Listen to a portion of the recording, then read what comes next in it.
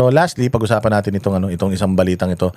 Blue Ribbon Draft Report lumabas na at kakasuhan na yung mga senador. Inirekomendang kasuhan ng ilang dati at kasalukuyang senador at iba pang opisyal sa draft ng Senate Blue Ribbon Committee report kaugnay sa flood control scandal.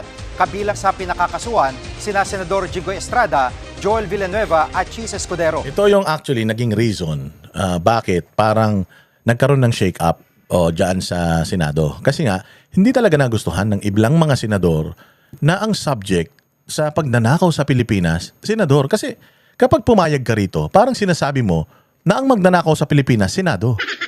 Ikaw bilang ama ng tahanang ito, hindi ka papayag na yung tahanan mo, sasabihin na, pamilya mangkukulam yan. Pamilya mga magnanakaw yan. Pamilya ng mga ganito. Hindi ka papayag na mangyari yun sa tahanan mo. So bilang isang presidente ng institusyon na yan, poprotektahan mo. Pero hindi Or hindi mo man poprotektahan, hindi ka papayag na ba't kami lang? Bakit sa Senado lang? Sa Congress ganyan. Natatandaan ninyo, ang tindi ni Chis Escudero noon, nakikipag-away talaga siya sa Congress. Na bakit parang sinisisi nyo kami? Kayo ang may kasalanan.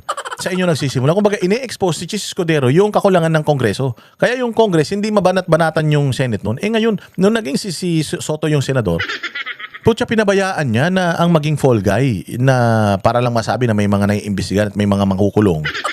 Mga senador ang ginagamit nila mga sacrificial lamb. Bilang ama ng Senado, dapat hindi ka pumapayag sa ganyan. Ibig sabihin, hindi siya naging mabuti, hindi siya naging magaling na leader dahil pinabayaan niya na yung kanyang mga senador maging subject to corruption. Subject to corruption, Kung akong Senate President dito, sabihin ko, okay lang man na marekomendang makasuhan itong mga senador. Pero dapat makasuhan din yung mga congressman na lumabas dito yung mga pangalan. Ang daming sinabing congressman ni Diskaya. Ang daming sinabi ni Pampilo Lacson na 70 daw na mga congressman ang contractor sa Congress tapos biglang wala na, biglang putangin na niyan. For the longest time, Congress ang binabatikos dito, putya biglang senador yung makukulong. Anak ng tinapay. Kaya sabi ko wala na talaga itong pag-asa. Itong Congress, itong Senate, wala na to. Dapat buwagin na talaga yan. Live mula sa Senado, nangunguna sa balita, si News 5 Senate Correspondent Mayan Los Baños. Mayan, napag-usapan na ba ng mga senador itong draft report ng Blue Ribbon?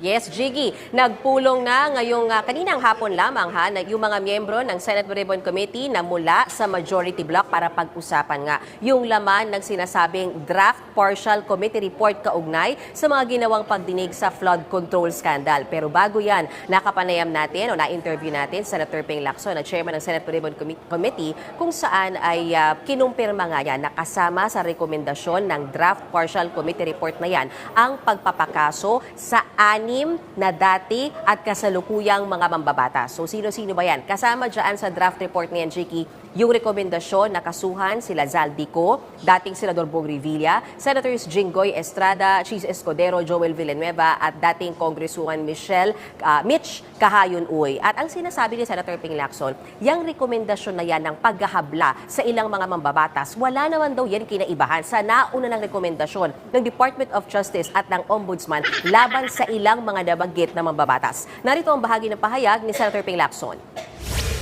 All of them are already undergoing preliminary investigation. Yung iba nga may warrant na So as long as our committee report and the recommendations therein are aligned with the practical realities. So, Martin Romualdez, Bongbong Marcos, and Sandro Marcos are marked safe.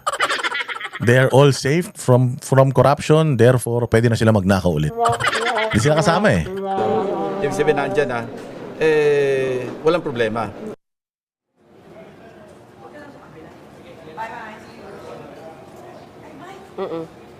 Jiggy, nauna nang itinanggi ng mga nadadawit na senador na may kinalaman sila o kasama ba sila sa pumikbak dyan sa sinasabing flood control projects na yan. Bagamat ang ilan sa kanila, gaya nila Senator Jinggoy Estrada, Senator Joel Villanueva, Senator Chis Escudero, ay na-link ng ilan sa mga tumayo na testigo at resource persons doon sa mga pagdinig ng Blue Ribbon Committee, gaya na lamang ni Engineer Alcantara at gayon din na dating Undersecretary ng DPWH. Samantala, nakausap ko mismo si Senator Joel Villanueva at tinanong ko siya, ano bang reaction niya doon sa charges na sinasabi at nire-recommend ng committee report na i-file against him na may kinalaman sa flood control scandal. At narito ang bahagi ng aking panayam sa kanya.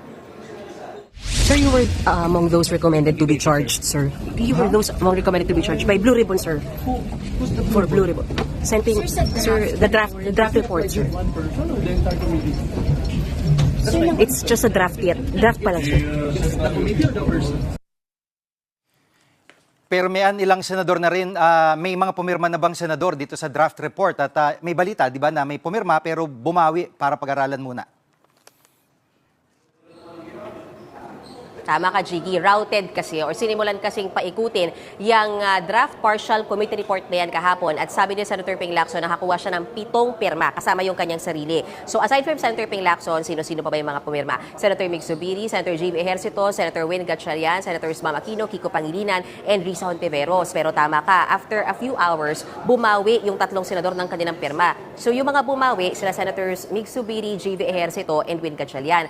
Ang sabi nila, kailangan kasi nilang pag-aralan muna yung laman talaga, no? At aminado naman din talaga, Senator Ping Lacson, na may complexity talaga. At syempre, may issue talaga kung sino-sino yung mga nadawit na pangalan kasama na yung kanilang mga kasamahan dito sa Senado. So naiintindihan daw ni Senator Ping Lacson yung pagbawi ng ilang mga senador sa kanilang pirma. Hindi raw masama ang loob niya dyan as long as nasa rules naman kasi talaga nila na dapat bago pumirma ay aralin muna yung mismong committee report. Kumbaga, Jiggy, naging nakagawian na lang kasi in the recent past na iniikot na lang basta, routed na lang basta yung committee report. Pero kung tutuusin daw talaga, dapat pinagpupulungan pa yan ng mga miyembro ng komite. Samantala, sabi ni Senator Ping Lacson, bukas siya sa ano bang magiging rekomendasyon ng kanyang mga kasamahan sa Blue Ribbon Committee na posibleng ipadagdag o ipabawas doon sa nai-route na o naiikot na draft partial committee report. Pero nanindigan si Senator Ping Lacson na paninindigan niya na dapat manatili yung... Tsaka ano na rin to, lumabas na rin yung parang draft ng committee report at hindi pa, ewan ko nga kung tapos na ba itong Senate Blue Ribbon Committee ito, ba't naglabas na sila ng committee report eh. Tapos na ba? Hanggang doon na lang? Hindi natin alam kung tapos na talaga. Pero the fact na lumabas na ito, ibig sabihin, parang may go signal na ito sa ombudsman at saka dyan sa DOJ, nasampahan na ng kaso itong mga to. Yun lang naman ang importante kay Ping Lacson eh. Oo, yung masampahan ng kaso yung mga kasamahan niya. Hindi naman talaga importante sa kanya whether anong mangyari rito sa hearing na to or what. Basta naprotektahan na nila yung mga principal nila. Okay na sila doon. No? Basta ang importante, ma-filean ng kaso itong mga ma-filean ng kaso itong mga kapwa niya senador, then okay na yan.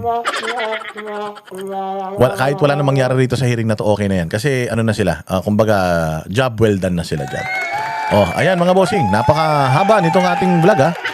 Oh, inyong i-like, i-share itong ating vlog para makarating po sa kinaukulan at makarating doon sa mga taong walang naiintindihan.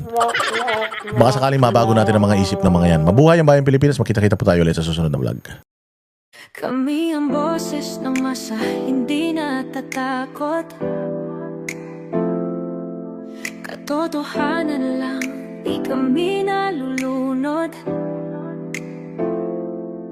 Walang bahid ng sismis, lahat ay totoo.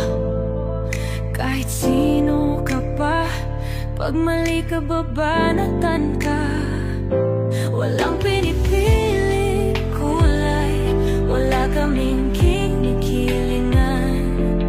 Basta para sa bayan, kami lalaban. Pagtama palakpakan, pag mali banatan. Di matitinag, di matatakot, para sa bayan tuloy ang sigaw. Sa harap ng kamera, walang halong takot. Mga baluktot, lahat kayo'y tutumba. Ang hustisya at totoo, yun lang ang mahalaga. Kahit sinong harang, di kami matitinag. Walang pinipiling kulay, wala kaming kinikilingan. Basta para sa bayan, kami lalaban. Pagtama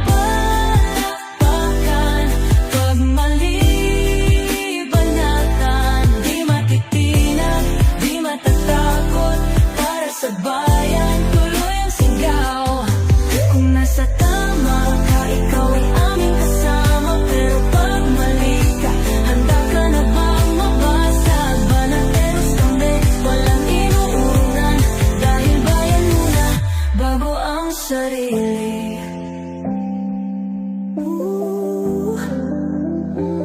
Bago ang sarili.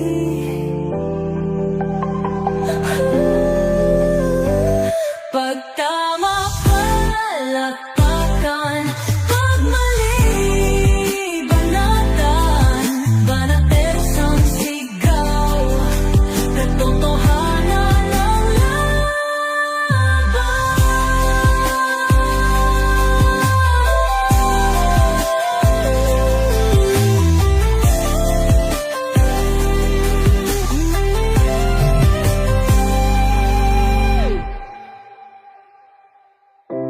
sa harap ng kamera, walang halong